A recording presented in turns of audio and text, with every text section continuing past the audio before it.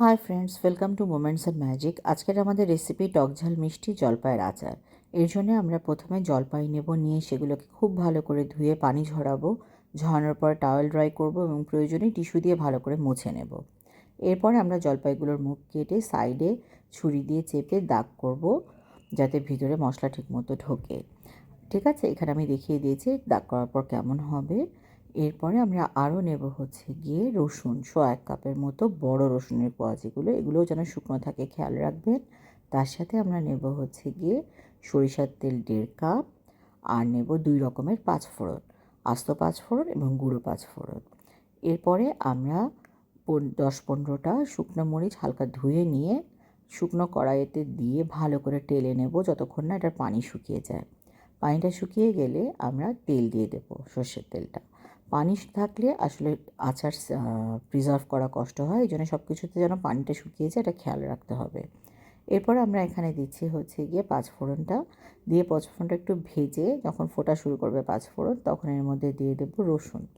রসুনগুলো দিয়ে ভালো মতো একটু কষিয়ে এটাতে আমরা আরও কিছু মশলা অ্যাড করব।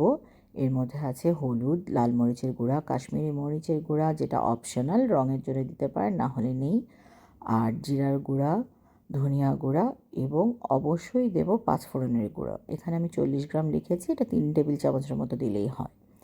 ঠিক আছে, এরপর এগুলোকে আমরা ভালো করে কষিয়ে নেব। কষানো হলে এতে আমরা অ্যাড করে দেব হচ্ছে গিয়ে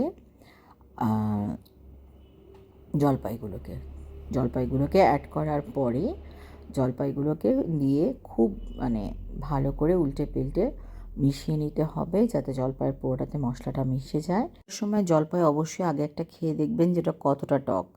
আমার জলপাইটা অনেক বেশি টক ছিল, যে কারণে আমি এখানে 1.25 কাপ চিনি দিয়েছি। যদি জলপাই কম টক হয় তখন চিনিটা একটু কম লাগবে, বেশি টক হলে আরও বেশি দিতে হবে। সো চিনিটা ওইভাবে নির্ভর করে দেবেন। এখানে আমি আর একটু দিলাম হচ্ছে গিয়ে 1 টেবিল চামচ লবণ। তারপর চিনিটা গলার জন্যে ওটাকে দমে দিয়ে রাখলাম বা ঢাকনা দিয়ে রাখলাম বলতে পারেন। এরপরে কিছুক্ষণ পরে চিনিটা গলে উঠলে তাতে আমি দিয়েছি হচ্ছে গিয়ে 1 টেবিল চামচ আদা গুঁড়ো আর আমচুর পাউডার, ড্রাই ম্যাঙ্গো পাউডার যেটা, এটা দিলে ভালো একটা ফ্লেভার আসে। এরপরে আমি দিলাম ভিনিগারটাও টকের উপর নির্ভর করে আপনাকে দিতে হবে। জলপাই বেশি টক হলে কম দেবেন, কম টক হলে বেশি দেবেন।